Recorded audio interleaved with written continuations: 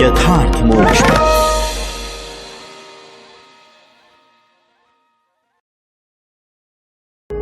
यथार्थ मोक्ष प्रस्तुत कर रहा है अतुल्य संपूर्ण महाभारत। श्री महाभारतम संभव पर्व में 78वां अध्याय। देवयानी और शर्मिष्ठा का कलह। शर्मिष्ठा द्वारा कुएं में गिराई गई देवयानी को ययाति का निकालना और देवयानी का शुक्राचार्य जी के साथ वार्तालाप। वैशंपायन जी कहते हैं, जन्मेजय, जब कच्छ मृत संजीवनी विद्या सीख कर आ गए तब देवताओं को बड़ी प्रसन्नता हुई। वे कच्छ से इस विद्या को पढ़कर कृतार्थ हो गए। फिर सबने मिलकर इंद्र से कहा, पुरंदर, अब आपके लिए पराक्रम करने का समय आ गया है। अपने शत्रुओं का संहार कीजिए। संगठित होकर आए हुए देवताओं द्वारा इस प्रकार कहे जाने पर इंद्र बहुत अच्छा कहकर भूलोक में आए। वहां एक वन में उन्होंने बहुत सी स्त्रियों को देखा। वह वन चैत्ररथ नामक देवोद्यान के समान मनोहर था। उसमें वे कन्याएं जल क्रीड़ा कर रही थी। इंद्र ने वायु का रूप धारण करके उनके सारे कपड़े परस्पर मिला दिए। तब वे सभी कन्याएं एक साथ जल से निकलकर अपने अपने अनेक प्रकार के वस्त्र जो निकट ही रखे हुए थे लेने लगी। उस सम्मिश्रण में शर्मिष्ठा ने देवयानी का वस्त्र ले लिया। शर्मिष्ठा वृषपर्वा की पुत्री थी। दोनों के वस्त्र मिल गए। इस बात का उसे पता नहीं था। राजेंद्र, उस समय वस्त्रों की अदला बदली को लेकर देवयानी और शर्मिष्ठा दोनों में वहां परस्पर बड़ा भारी विरोध खड़ा हो गया। देवयानी बोली, अरे दानव की बेटी, मेरी शिष्या होकर तू मेरा वस्त्र कैसे ले रही है? तू सज्जनों के उत्तम आचार से शून्य है, अतः तेरा भला न होगा। शर्मिष्ठा ने कहा, अरे मेरे पिता बैठे हों या सो रहे हों, उस समय तेरा पिता विनयशील सेवक के समान नीचे खड़ा होकर बार बार वंदी जनों की भांति उनकी स्तुति करता है। तू भिखमंगे की बेटी है। तेरा बाप स्तुति करता और दान लेता है। मैं उनकी बेटी हूं जिनकी स्तुति की जाती है, जो दूसरों को दान देते हैं और स्वयं किसी से कुछ भी नहीं लेते हैं। अरे भिक्षुकी, तू छाती पीट पीट कर रो अथवा धूल में लोट लोट कर कष्ट भोग। मुझसे द्रोह रख या क्रोध कर। भिखमंगिन, तू खाली हाथ है। तेरे पास कोई अस्त्र शस्त्र भी नहीं है, और देख ले मेरे पास हथियार है। इसलिए तू मेरे ऊपर व्यर्थ ही क्रोध कर रही है। यदि लड़ना ही चाहती है तो इधर से भी डटकर सामना करने वाला मुझ जैसा योद्धा तुझे मिल जाएगा। मैं तुझे कुछ भी नहीं गिनती। भिक्षुकी, अब से यदि मेरे विरुद्ध कोई बात कहेगी तो अपनी दासियों से घसीटवा कर तुझे यहां से बाहर निकलवा दूंगी। वैशंपायन जी कहते हैं, जन्मेजय, देवयानी ने सच्ची बातें कहकर अपनी उच्चता और महत्ता सिद्ध कर दी और शर्मिष्ठा के शरीर से अपने वस्त्र को खींचने लगी। यह देख शर्मिष्ठा ने उसे कुएं में ढकेल दिया और अब यह मर गई होगी ऐसा समझकर पापमय विचार वाली शर्मिष्ठा नगर को लौट आई। वह क्रोध के आवेश में थी, अतः देवयानी की ओर देखे बिना ही घर लौट गई। तदनंतर नहुष पुत्र ययाति उस स्थान पर आए। उनके रथ के वाहन तथा अन्य घोड़े भी थक गए थे। वे एक हिंसक पशु को पकड़ने के लिए उसके पीछे पीछे आए थे और प्यास से कष्ट पा रहे थे। ययाति उस जल शून्य कूप को देखने लगे। वहां उन्हें अग्निशिखा के समान तेजस्विनी एक कन्या दिखी, जो देवांगना के समान सुंदरी थी। उस पर दृष्टि पड़ते ही राजा ने उससे पूछा। नृपश्रेष्ठ ययाति ने पहले परम मधुर वचनों द्वारा शांत भाव से उसे आश्वासन दिया और कहा, तुम कौन हो? तुम्हारे नख लाल लाल हैं। तुम षोडशी जान पड़ती हो। तुम्हारे कानों के मणिमय कुंडल अत्यंत सुंदर और चमकीले हैं। तुम किसी अत्यंत घोर चिंता में पड़ी हो। आतुर होकर शोक क्यों कर रही हो? तृण और लताओं से ढके हुए इस कुएं में कैसे गिर पड़ी? तुम किसकी पुत्री हो? सुमध्य में ठीक ठीक बताओ। देवयानी बोली, जो देवताओं द्वारा मारे गए दैत्यों को अपनी विद्या के बल से जिलाया करते हैं, उन्हीं शुक्राचार्य की मैं पुत्री हूं। निश्चय ही उन्हें इस बात का पता नहीं होगा कि मैं इस दुर्वस्था में पड़ी हूं। रूप, वीर्य और बल से संपन्न तुम कौन हो जो मेरा परिचय पूछते हो? यहां तुम्हारे आगमन का क्या कारण है? बताओ, मैं यह सब ठीक ठीक सुनना चाहती हूं। ययाति ने कहा, भद्रे, मैं राजा नहुष का पुत्र ययाति हूं। एक हिंसक पशु को मारने की इच्छा से इधर आ निकला। थका मांदा प्यास बुझाने के लिए यहां आया और तिनकों से ढके हुए इस कूप में गिरी हुई तुम पर मेरी दृष्टि पड़ गई। देवयानी बोली, महाराज, लाल नख और उंगलियों से युक्त यह मेरा दाहिना हाथ है। इसे पकड़कर आप इस कुएं से मेरा उद्धार कीजिए। मैं जानती हूं आप उत्तम कुल में उत्पन्न हुए नरेश हैं। मुझे यह भी मालूम है कि आप परम शांत स्वभाव वाले पराक्रमी तथा यशस्वी वीर हैं।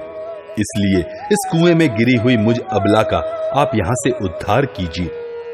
वैशंपायन जी कहते हैं, जन्मेजय, तदनंतर नहुष पुत्र राजा ययाति ने देवयानी को ब्राह्मण कन्या जानकर उसका दाहिना हाथ अपने हाथ में ले उसे कुएं से बाहर निकाला। वेग पूर्वक कुएं से बाहर करके राजा ययाति उससे बोले, भद्रे, अब जहां इच्छा हो जाओ, तुम्हें कोई भय नहीं है।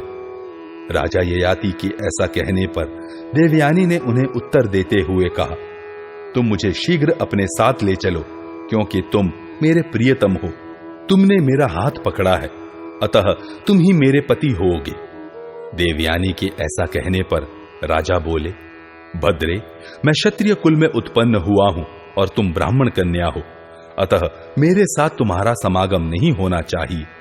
कल्याणी, भगवान शुक्राचार्य संपूर्ण जगत के गुरु हैं और तुम उनकी पुत्री हो, अतः मुझे उनसे भी डर लगता है। तुम मुझ जैसे तुच्छ पुरुष के योग्य कदापि नहीं हो। देवयानी बोली, नरेश्वर, यदि तुम मेरे कहने से आज मुझे साथ ले जाना नहीं चाहते तो मैं पिताजी के द्वारा भी तुम्हारा ही वरण करूंगी। फिर तुम मुझे अपने योग्य मानोगे और साथ ले चलोगे। वैशंपायन जी कहते हैं, तदनंतर सुंदरी देवयानी की अनुमति लेकर राजा ययाति अपने नगर को चले गए। नहुषनंदन ययाति के चले जाने पर सती साध्वी देवयानी आर्त भाव से रोती हुई कहीं किसी वृक्ष का सहारा लेकर खड़ी रही। जब पुत्री के घर लौटने में विलंब हुआ तब शुक्राचार्य ने धाय से कहा, धाय, तू पवित्र हास्य वाली मेरी बेटी देवयानी को शीघ्र यहां बुला ला। उनके इतना कहते ही धाय तुरंत उसे बुलाने चली गई। जहां जहां देवयानी सखियों के साथ गई थी, वहां वहां उसका पद चिन्ह खोजती हुई धाय गई और उसने पूर्वोक्त रूप से श्रम पीड़ित एवं दीन होकर रोती हुई देवयानी को देखा। तब धाय ने पूछा, भद्रे, यह तुम्हारा क्या हाल है? शीघ्र बताओ, तुम्हारे पिताजी ने तुम्हें बुलाया है। इस पर देवयानी ने धाय को अपने निकट बुलाकर शर्मिष्ठा द्वारा किए हुए अपराध को बताया। वह शोक से संतप्त हो अपने सामने आई हुई धाय घूर्णिका से बोली। देवयानी ने कहा, घूर्णिके, तुम वेग पूर्वक जाओ और शीघ्र मेरे पिताजी से कह दो, अब मैं वृषपर्वा के नगर में पैर नहीं रखूंगी। वैशंपायन जी कहते हैं, जन्मेजय, देवयानी की बात सुनकर घूर्णिका तुरंत असुरराज के महल में गई और वहां शुक्राचार्य को देखकर संभ्रम पूर्ण चित्त से वह बात बतला दी। महाभाग, उसने महाप्राज्ञ शुक्राचार्य को यह बताया कि वृषपर्वा की पुत्री शर्मिष्ठा के द्वारा देवयानी वन में मृत तुल्य कर दी गई है। अपनी पुत्री को शर्मिष्ठा द्वारा मृत तुल्य की गई सुनकर शुक्राचार्य बड़ी उतावली के साथ निकले और दुखी होकर उसे वन में ढूंढने लगे। तदनंतर वन में अपनी बेटी देवयानी को देखकर शुक्राचार्य ने दोनों भुजाओं से उठाकर उसे हृदय से लगा लिया और दुखी होकर कहा, बेटी, सब लोग अपने ही दोष और गुणों से अशुभ या शुभ कर्मों से दुख एवं सुख में पड़ते हैं। मालूम होता है तुमसे कोई बुरा कर्म बन गया था, जिसका बदला तुम्हें इस रूप में मिला है। देवयानी बोली, पिताजी, मुझे अपने कर्मों का फल मिले या न मिले, आप मेरी बात ध्यान देकर सुनिए। वृषपर्वा की पुत्री शर्मिष्ठा ने आज मुझसे जो कुछ कहा है, क्या यह सच है? वह कहती है, आप भाटों की तरह दैत्यों के गुण गाया करते हैं। वृषपर्वा की लाड़िली शर्मिष्ठा क्रोध से लाल आंखें करके आज मुझे इस प्रकार अत्यंत तीखे और कठोर वचन कह रही थी। देवयानी, तू स्तुति करने वाले, नित्य भीख मांगने वाले और दान लेने वाले की बेटी है, और मैं तो उन महाराज की पुत्री हूं जिनकी तुम्हारे पिता स्तुति करते हैं, जो स्वयं दान देते हैं और लेते एक धेला भी नहीं है। वृषपर्वा की बेटी शर्मिष्ठा ने आज मुझसे ऐसी बात कही है। कहते समय उसकी आंखें क्रोध से लाल हो रही थी। वह भारी घमंड से भरी हुई थी और उसने एक बार ही नहीं अपितु बार बार ये बातें दोहराई हैं। तात, यदि सचमुच मैं स्तुति करने वाले और दान लेने वाले की बेटी हूं, तो मैं शर्मिष्ठा को अपनी सेवाओं द्वारा प्रसन्न करूंगी। यह बात मैंने अपनी सखी से कह दी थी। मेरे ऐसा कहने पर भी अत्यंत क्रोध में भरी हुई शर्मिष्ठा ने उस निर्जन वन में मुझे पकड़कर कुएं में ढकेल दिया। उसके बाद वह अपने घर चली गई। शुक्राचार्य ने कहा, देवयानी, तू स्तुति करने वाले, भीख मांगने वाले या दान लेने वाले की बेटी नहीं है। तू उस पवित्र ब्राह्मण की पुत्री है जो किसी की स्तुति नहीं करता और जिसकी सब लोग स्तुति करते हैं। इस बात को वृषपर्वा, देवराज इंद्र तथा राजा ययाति जानते हैं। निर्द्वंद्व अचिंत्य ब्रह्म ही मेरा ऐश्वर्य युक्त बल है। ब्रह्मा जी ने संतुष्ट होकर मुझे वरदान दिया है। उसके अनुसार इस भूतल पर, देवलोक में अथवा सब प्राणियों में जो कुछ भी है, उनका सबका मैं सदा सर्वदा स्वामी हूं। मैं ही प्रजाओं के हित के लिए पानी बरसाता हूं और मैं ही संपूर्ण औषधियों का पोषण करता हूं। यह तुमसे सच्ची बात कह रहा हूं। वैशंपायन जी कहते हैं, जन्मेजय, देवयानी इस प्रकार विषाद में डूबकर क्रोध और ग्लानि से अत्यंत कष्ट पा रही थी। उस समय पिता ने सुंदर मधुर वचनों द्वारा उसे समझाया। इस प्रकार श्री महाभारत आदि पर्व के अंतर्गत संभव पर्व में ययात्युपाख्यान विषयक 78वां अध्याय पूरा हुआ। 79वां अध्याय, शुक्राचार्य द्वारा देवयानी को समझाना और देवयानी का असंतोष। शुक्राचार्य ने कहा, बेटी, मेरी विद्या द्वंद्व रहित है। मेरा ऐश्वर्य ही उसका फल है। मुझ में दीनता, शठता, कुटिलता और अधर्मपूर्ण बर्ताव नहीं है। देवयानी, जो मनुष्य सदा दूसरों के कठोर वचन, दूसरों द्वारा की हुई अपनी निंदा को सह लेता है, उसने इस संपूर्ण जगत पर विजय प्राप्त कर ली, ऐसा समझो। जो उभरे हुए क्रोध को घोड़े के समान वश में कर लेता है, वही सत्पुरुषों द्वारा सच्चा सारथी कहा गया है। किंतु जो केवल बागडोर या लगाम पकड़कर लटकता रहता है, वह नहीं। देवयानी, जो उत्पन्न हुए क्रोध को अक्रोध के द्वारा मन से निकाल देता है, समझ लो उसने संपूर्ण जगत को जीत लिया। जैसे सांप पुरानी केंचुल छोड़ता है, उसी प्रकार जो मनुष्य उभरने वाले क्रोध को यहां क्षमा द्वारा त्याग देता है, वही श्रेष्ठ पुरुष कहा गया है। जो क्रोध को रोक लेता है, निंदा सह लेता है और दूसरे के सताने पर भी दुखी नहीं होता, वही सब पुरुषार्थों का सुदृढ़ पात्र है। जो मनुष्य 100 वर्षों तक प्रत्येक मास में बिना किसी थकावट के निरंतर यज्ञ करता रहता है, और दूसरा जो किसी पर भी क्रोध नहीं करता, उन दोनों में क्रोध न करने वाला ही श्रेष्ठ है। क्रोधी के यज्ञ, दान और तप सभी निष्फल होते हैं। अतः जो क्रोध नहीं करता, उसी पुरुष के यज्ञ, तप और दान महान फल देने वाले होते हैं। जो क्रोध के वशीभूत हो जाता है, वह कभी पवित्र नहीं होता तथा तपस्या भी नहीं कर सकता। उसके द्वारा यज्ञ का अनुष्ठान भी संभव नहीं है और वह कर्म के रहस्य को भी नहीं जानता। इतना ही नहीं, उसके लोक और परलोक दोनों ही नष्ट हो जाते हैं। जो स्वभाव से ही क्रोधी है, उसके पुत्र, भृत्य, सुहृद, मित्र, पत्नी, धर्म और सत्य, ये सभी निश्चय ही उसे छोड़कर दूर चले जाएंगे। अबोध बालक और बालिकाएं अज्ञानवश आपस में जो वैर विरोध करते हैं, उसका अनुकरण समझदार मनुष्यों को नहीं करना चाहिए, क्योंकि वे नादान बालक दूसरों के बलाबल को नहीं जानते। देवयानी ने कहा, पिताजी, यद्यपि मैं अभी बालिका हूं, फिर भी धर्म अधर्म का अंतर समझती हूं। क्षमा और निंदा की सबलता और निर्बलता का भी मुझे ज्ञान है, परंतु जो शिष्य होकर भी शिष्योचित बर्ताव नहीं करता, अपना हित चाहने वाले गुरु को उसकी धृष्टता क्षमा नहीं करनी चाहिए। इसलिए इन संकीर्ण आचार विचार वाले दानवों के बीच निवास करना अब मुझे अच्छा नहीं लगता। जो पुरुष दूसरों के सदाचार और कुल की निंदा करते हैं, उन पापपूर्ण विचार वाले मनुष्यों में कल्याण की इच्छा वाले विद्वान पुरुष को नहीं रहना चाहिए। जो लोग आचार व्यवहार अथवा कुलीनता की प्रशंसा करते हों, उन साधु पुरुषों में ही निवास करना चाहिए और वही निवास श्रेष्ठ कहा जाता है। धनहीन मनुष्य भी यदि सदा अपने मन पर संयम रखे तो वे श्रेष्ठ हैं, और धनवान भी यदि दुराचारी तथा पापकर्मी हो तो वे चांडाल के समान हैं। जो अकारण किसी के साथ द्वेष करते हैं और दूसरों की निंदा करते रहते हैं, उनके बीच में सत्पुरुष का निवास नहीं होना चाहिए, क्योंकि पापियों के संग से मनुष्य पापात्मा हो जाता है। मनुष्य पाप अथवा पुण्य जिसमें भी आसक्त होता है, उसी में उसकी दृढ़ प्रीति हो जाती है। इसलिए पाप कर्म में प्रीति नहीं करनी चाहिए। तात वृषपर्वा की पुत्री शर्मिष्ठा ने जो अत्यंत भयंकर दुर्वचन कहा है, वह मेरे हृदय को मथ रहा है। ठीक उसी तरह जैसे अग्नि प्रकट करने की इच्छा वाला पुरुष अरणि काष्ठ का मंथन करता है, इससे बढ़कर महान दुख की बात मैं अपने लिए तीनों लोकों में और कुछ नहीं मानती हूं। इसमें संदेह नहीं कि कटुवचन मर्म स्थलों को विदीर्ण करने वाला होता है। कटुवादी मनुष्य से उनके सगे संबंधी और मित्र भी प्रेम नहीं करते हैं।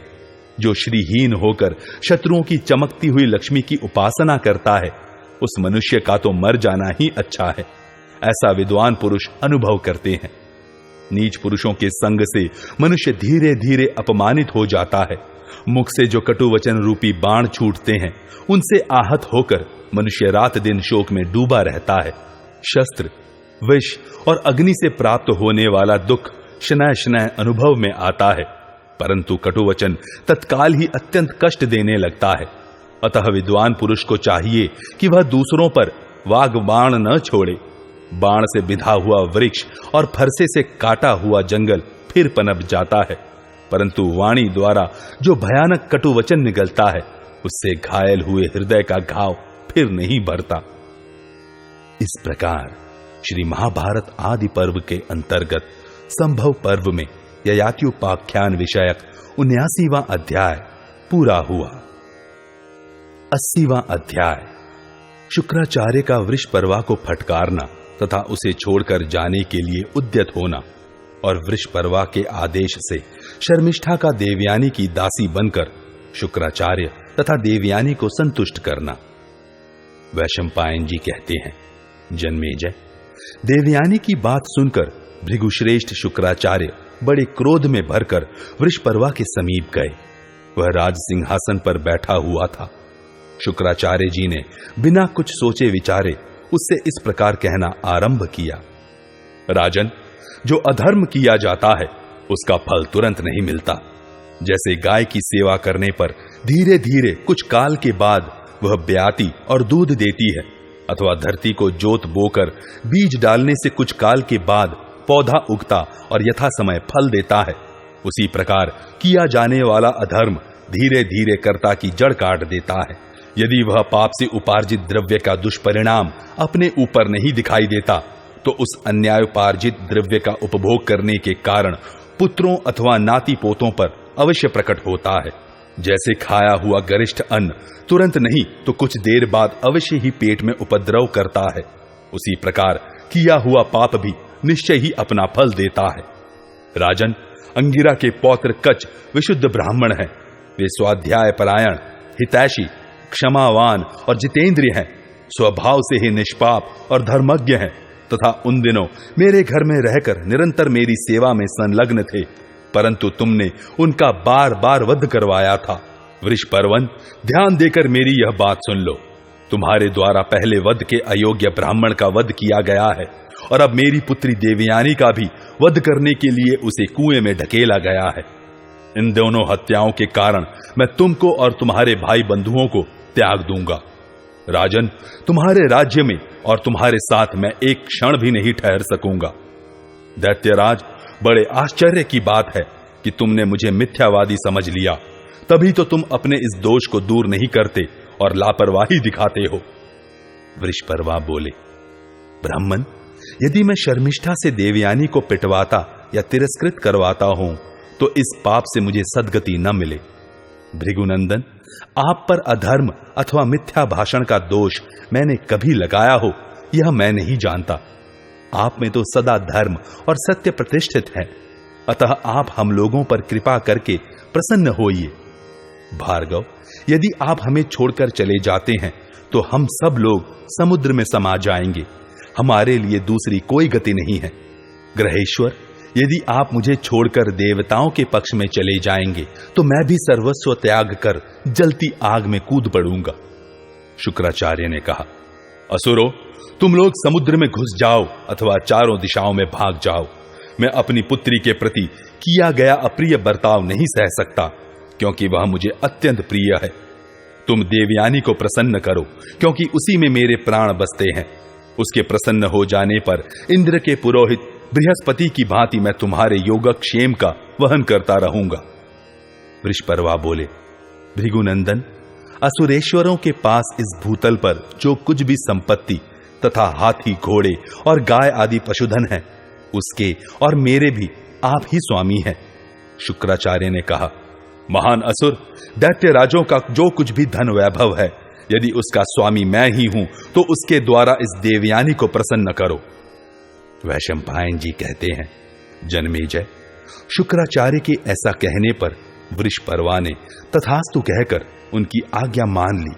तदनंतर दोनों देवयानी के पास गए और महाकवि शुक्राचार्य ने वृषपर्वा की कही हुई सारी बात कह सुनाई। तब देवयानी ने कहा, तात, यदि आप राजा के धन के स्वामी हैं तो आपके कहने से मैं इस बात को नहीं मानूंगी। राजा स्वयं कहें तो मुझे विश्वास होगा। वृषपर्वा बोले, पवित्र मुस्कान वाली देवयानी, तुम जिस वस्तु को पाना चाहती हो वह यदि दुर्लभ हो तो भी तुम्हें अवश्य दूंगा। देवयानी ने कहा, मैं चाहती हूं शर्मिष्ठा 1000 कन्याओं के साथ मेरी दासी होकर रहे और पिताजी जहां मेरा विवाह करे वहां भी वह मेरे साथ जाए। यह सुनकर वृषपर्वा ने धाय से कहा, धात्री, तुम उठो, जाओ और शर्मिष्ठा को शीघ्र बुला लाओ एवं देवयानी की जो कामना हो उसे वह पूर्ण करे। कुल के हित के लिए एक मनुष्य को त्याग दे, गांव के भले के लिए एक कुल को छोड़ दे, जनपद के लिए एक गांव की उपेक्षा कर दे और आत्म कल्याण के लिए सारी पृथ्वी को त्याग दे। वैशंपायन जी कहते हैं, तब धाय ने शर्मिष्ठा के पास जाकर कहा, भद्रे शर्मिष्ठे, उठो और अपने जाति भाइयों को सुख पहुंचाओ। पाप रहित राजकुमारी, आज बाबा शुक्राचार्य देवयानी के कहने से अपने शिष्यों यजमानों को त्याग रहे हैं, अतः देवयानी की जो कामना हो वह तुम्हें पूर्ण करनी चाहिए। शर्मिष्ठा बोली, यदि इस प्रकार देवयानी के लिए ही शुक्राचार्य जी मुझे बुला रहे हैं तो देवयानी जो कुछ चाहती है वह सब आज से मैं करूंगी। मेरे अपराध से शुक्राचार्य जी न जाएं और देवयानी भी मेरे कारण अन्यत्र जाने का विचार न करे। वैशंपायन जी कहते हैं, जन्मेजय, तदनंतर पिता की आज्ञा से राजकुमारी शर्मिष्ठा शिबिका पर आरूढ़ हो तुरंत राजधानी से बाहर निकली। उस समय वह 1,000 कन्याओं से घिरी हुई थी। शर्मिष्ठा बोली, देवयानी, मैं 1,000 दासियों के साथ तुम्हारी दासी बनकर सेवा करूंगी और तुम्हारे पिता जहां भी तुम्हारा ब्याह करेंगे वहां तुम्हारे साथ चलूंगी। देवयानी ने कहा, अरे, मैं तो स्तुति करने वाले और दान लेने वाले भिक्षुक की पुत्री हूं और तुम उस बड़े बाप की बेटी हो जिसकी मेरे पिता स्तुति करते हैं, फिर मेरी दासी बनकर कैसे रहोगी? शर्मिष्ठा बोली, जिस किसी उपाय से भी संभव हो अपने विपदग्रस्त जाति भाइयों को सुख पहुंचाना चाहिए, अतः तुम्हारे पिता जहां तुम्हें देंगे वहां भी मैं तुम्हारे साथ चलूंगी। वैशंपायन जी कहते हैं, नृपश्रेष्ठ, जब वृषपर्वा की पुत्री ने दासी होने की प्रतिज्ञा कर ली तब देवयानी ने अपने पिता से कहा। देवयानी बोली, पिताजी, अब मैं नगर में प्रवेश करूंगी। द्विजश्रेष्ठ, अब मुझे विश्वास हो गया कि आपका विज्ञान और आपकी विद्या का बल अमोघ है। वैशंपायन जी कहते हैं, जन्मेजय, अपनी पुत्री देवयानी के ऐसा कहने पर महायशस्वी द्विज श्रेष्ठ शुक्राचार्य ने समस्त दानवों से पूजित एवं प्रसन्न होकर नगर में प्रवेश किया। इस प्रकार श्री महाभारत आदि पर्व के अंतर्गत संभव पर्व में ययात्युपाख्यान विषय 80वां अध्याय पूरा हुआ।